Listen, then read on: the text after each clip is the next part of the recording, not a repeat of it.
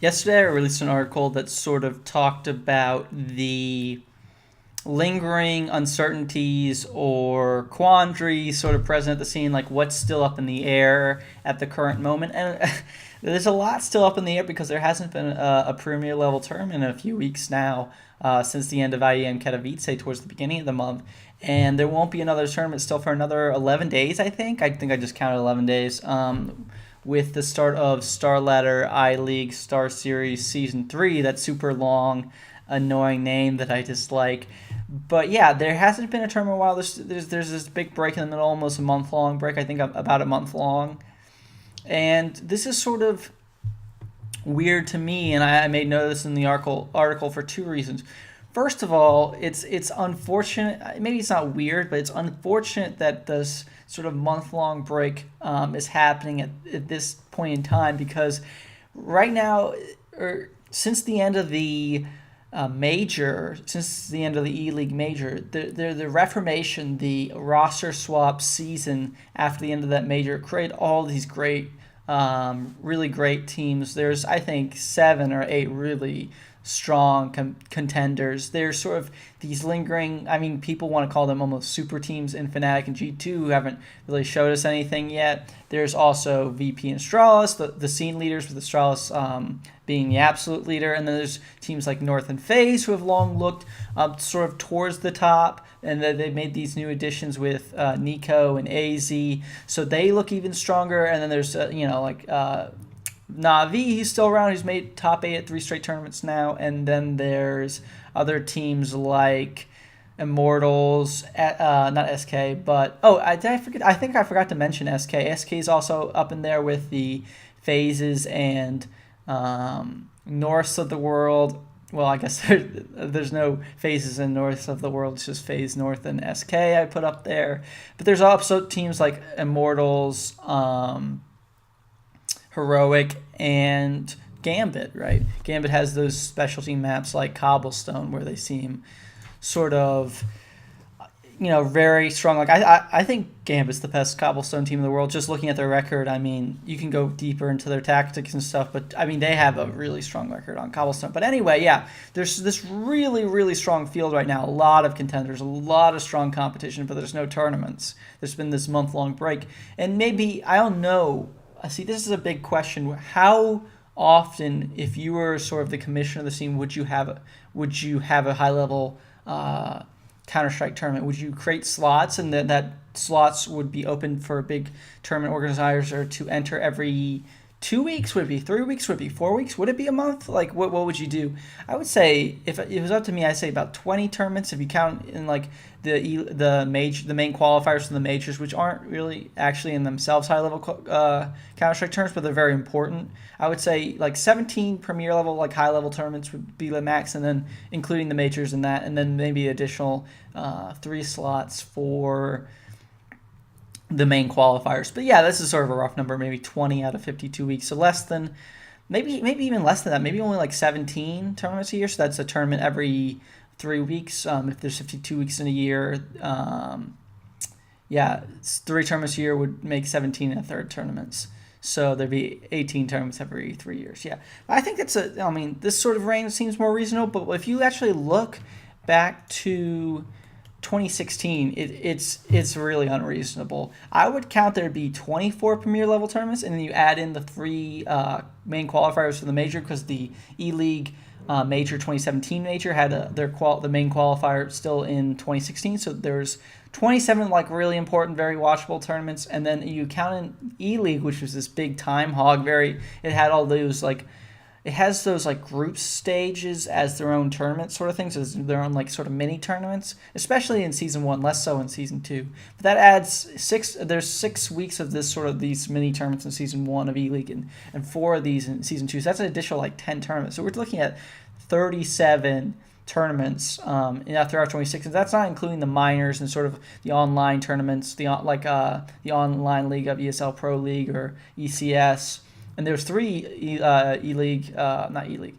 ESL Pro League seasons, and there was 2 ECS seasons, so that's a lot. And then you add in the qualifiers, the online qualifiers, and this is a lot of tournaments. If you just look at these 37 tournaments, though, if you just do the math with 366 days last year because of the leap year. There was a high-level tournament, if you include E-League's weeks as individual tournaments, at every 9.89 days, or let's just say a tournament every 10 days. That's a lot of Counter-Strike. I wouldn't have it that much. But if you actually look at 2017, there's this weird thing where there is a high-level Counter-Strike tournament only 3 times so far this year in 3 months. So the months of March is about to end, the third month of the year. So the E-League Major, DreamHack Masters Las Vegas, and IEM Katowice. Now, some people might want to add the WESG World Finals, which, I mean, but that because of the big prize pool, and, that was a tournament with a lot of money behind it. But, I mean, only Envious and Virtus Pro were the only two, top 15 or definite top 15s there in attendance. So that seems like a weird tournament to count as a premier level tournament. Yeah, no, that's sort of a questionable one to me. So maybe 3 or 4. So I think, I think we're very much, I think not very much, but I think we're under, the online leagues sort of complicate this issue of oversaturation if we're having enough tournaments so far this year, but because there's all these online qualifiers and the ESL Pro Leagues going right now, and then the ECS is about to start up, I think, pretty soon. So, yeah, I mean, there just hasn't been a lot of tournaments so far this year, very important tournaments. And that's in stark contrast to the majority of 2016. And if you look at September of 2016, there was 5 tournaments that are very significant. There was Northern Arena Toronto. Okay, that's mostly North American. That maybe not super high level competition, but there's also Star Ladder I-League Star Series Season 2. I hate that name so much. Anyway, yeah, there's also ESL 1 New York. There was also DreamHack Bucharest, and there's also this tournament, Gfinity, the CSGO Invitational, which we had that 4-team, with all the best of 5s, which was, I think, Epsilon, Envious, Mouse Sports, and Godsend. Yeah, so that wasn't also super high level, but 5 tournaments in this month that were watchable, that were tournaments that were noticeable in themselves. If you're gonna count WESG as a high level tournament, I think you definitely have to count Gfinity and Northern Arena Toronto as a high level tournament as well. But yeah, anyway, there's very disparate sections. I'm not saying that oversaturation isn't a problem in 2017. Far from it. I think, if we've heard these news reports that the Asia Minor is going to happen the same weekend as the ESL Pro League Season 5 finals, so there's going to be a huge conflict there. There's going to be conflicts with tournaments happening one week after the other. Like last year, there was the DreamHack Malamo happened right after MLG Columbus, and then and ESL Pro League Season 4 happened right after Epicenter, which really screwed over Dignitas, which is now North, or mostly now North, because, Robina left. But, yeah, so there's those sorts of conflicts are almost definitely, I think I've already read that those are going to happen for sure this year. So, what's happening? What's the, why is there these sort of unfortunate gaps when the level of play could be super high, it could be super entertaining. We really want to see tournaments, but there's just not any right now. But other times, or during the uncertainty era where it's not great, there's 5 tournaments in a month, right? 5, it's not, not the competition back then. I don't think anyone would argue was super high. There's a lot of issues with the Valve coaching rule change and actually the oversaturation itself. People would like to argue that sort of limited level play. There's also teams leaving for a month, like SK and VP later. There's a lot of issues, not a lot of high level teams, but that's sort of been corrected now. But there's this unfortunate disparity, right, where there's a lot of tournaments then and not a lot now. So, I think the problem isn't simply oversaturation. I think you got to add in this second piece. It's a problem of oversaturation and a lack of coordination. There's too many tournament organizers in the space trying to produce interesting high-level tournaments, and at the same time, these tournament organizers aren't coordinating with one another. So maybe there'll be these things where there'll be 2 tournaments the same weekend, or there'll be a really important tournament, and then the next weekend there'll be another super important tournament as well. So that sort of will lower the level of competition, and maybe even teams, even if it's a good prize pool, and it should be a high level event, high production value, maybe a good prestige in this tournament, like it's run by a good organizer and a lot of money got put into it. Maybe the best teams won't attend. That's really disappointing to me. I think it'll just be disappointing for the fans, disappointing for the tournament organizers themselves. So, and maybe even the teams, they don't want to deal with all this, this level of play. It's just too high, right? So, I was thinking about this in terms of like the prisoner dilemma.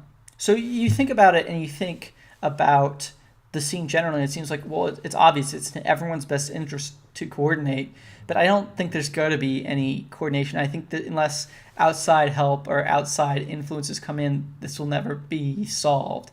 So, yeah, going to the prisoner's dilemma. If you've played Star Wars KOTOR, Knights of the Old Republic, like the first single player game, not the MMO that's out currently, or you just took like, if this is a very, I think this is like the starting example for like game theory that everyone uses, is that the idea is that two people, and this is sort of gotten into popular culture, I think.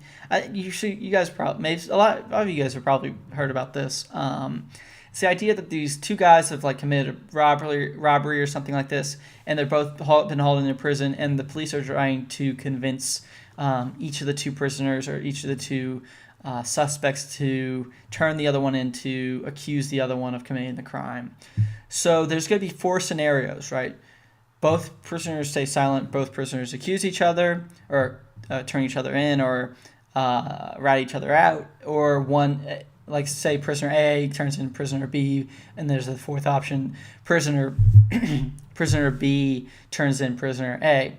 So if you just make it like a little pundit square, like in genetics, or you just make a square with 4, like a big square with 4 squares in it, the top left quadrant is going to be they both stay silent. Bottom right quadrant is they both turn each other in. Top right is, say, A turns in B, B stays silent. And bottom left is B turns in A in, but A stays silent. Okay, so the 4th scenario, the 4 punishments would be, top left would be both guys get 3 years apiece.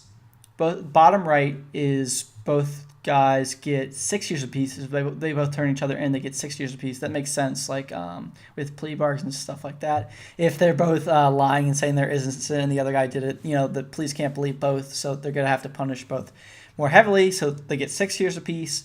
Okay, if one guy says he's innocent and turns the other guy in, so let's say top right, if A accuses B but B stays silent, A's only going to get 1 year, and B's going to get 10 years. And then the same is true in the bottom left. B accuses A stays silent, so B is going to get 1 year, A is going to get 10 years. So yeah, if you just Google the prisoner's dilemma real quick, you'll see a nice little box that sort of illustrates this point better than me doing the things in the air. But yeah, so if you think about that, I think that's sort of what I see the Counter-Strike scene in, is that there's a great option where, like I was saying before, you assign slots, and there's a tournament every, say, 3 weeks or 4 weeks or 2 weeks or whatever you decide, or once a month or whatever you decide that slot allocation is going to be, however you guys decide that. And you sort of just put premier level tournaments into those slots, and you sort of maybe even bid for those spots. Like that would be the premier way. That's never going to happen. The top left, the both, do the right thing and coordinate and stay silent. It's not going to happen, even though that will give the best, that will lower viewer fatigue. It'll lower teams being too worn out they're traveling too much and playing too many online matches to practice. So the level of competitions could be higher, and then all the tournaments are going to get the same level of importance, because there's going to be equal or usually equal. There might still be like a prayer break or the December holidays, but there'll be fairly equal build-ups to each tournament, so one tournament won't get screwed up by another tournament going ahead of having their tournament a week before them, so there won't be that like fatigue for the viewers or the players, right? Or maybe even the casters too. That's an important thing to know, the talent, right?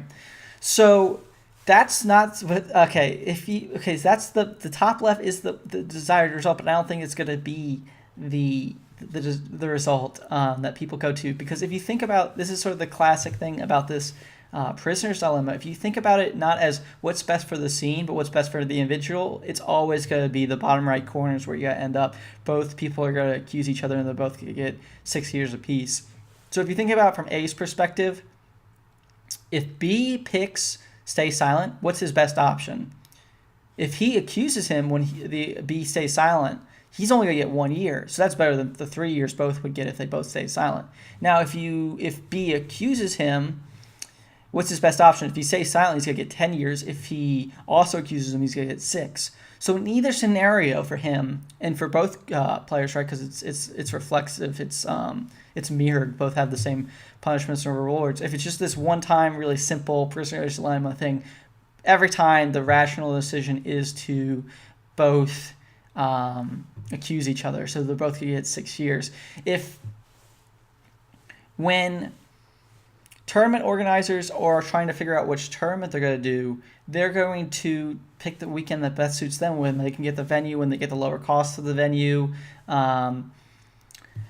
when they don't, maybe they think there might be some negative aspects to like having a tournament the same weekend, but maybe they think like just like overall, or like they don't know, or there's no coordination, or if someone undercuts them, like why can't they undercut someone else by having a tournament a week before someone else, like a big tournament week before someone else's big tournament. So when you think about it as a rational decision maker, there's incentives for coordinating. Like they could get these benefits that I'm talking about, but maybe because of the way I'm talking about, like the undercutting, like maybe those negatives are lopsided. Like a team undercut, like, okay, if a big tournament's planned for the 1st of August, planning something for the end of July, maybe the negatives are all going to be shoved onto the other tournament organizer. And maybe that even creates like bad blood or whatever, and so this sort of proliferates.